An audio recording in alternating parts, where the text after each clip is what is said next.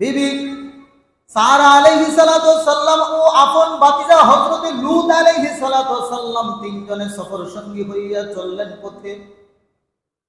Syria থেকে ধরে নিয়ে বিভিন্ন অঞ্চল দিয়ে শহর দিয়ে যাইতে যাইতে ফিলিস্তিনের হেবরন একটি জায়গা আছে, যেটা ফিলিস্তিনের মসজিদে আকসার নিকটবর্তী।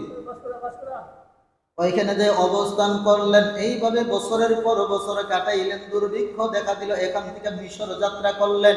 মিশর যাওয়ার পরে দেখা যায় ওইখানে জালেম বাদশাহ আছে। এখানে কে আছে?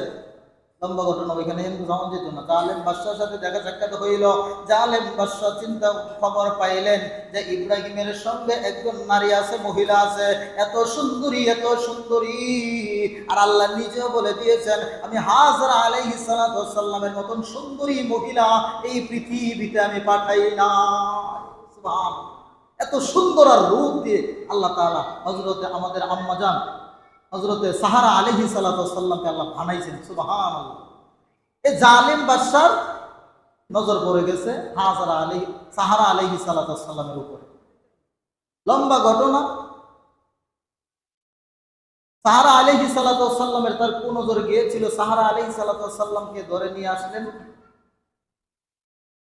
আনার পরে তার নিকটে যাইতে চাই, আল্লাহ তাআলা তার প্যারালাইসিস দিয়ে আত্মা গুলারে বেবুজ বানায় দেয়। সুবহানাল্লাহ বলতেন না?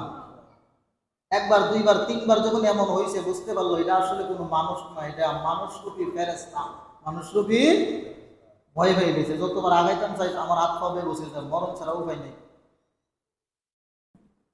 বাংলা ভাষাকে আমও যাবো, চলাও যাবো, ক্ষমতাও যাবো, আমি নিজে পঙ্গু হয়ে যাবো।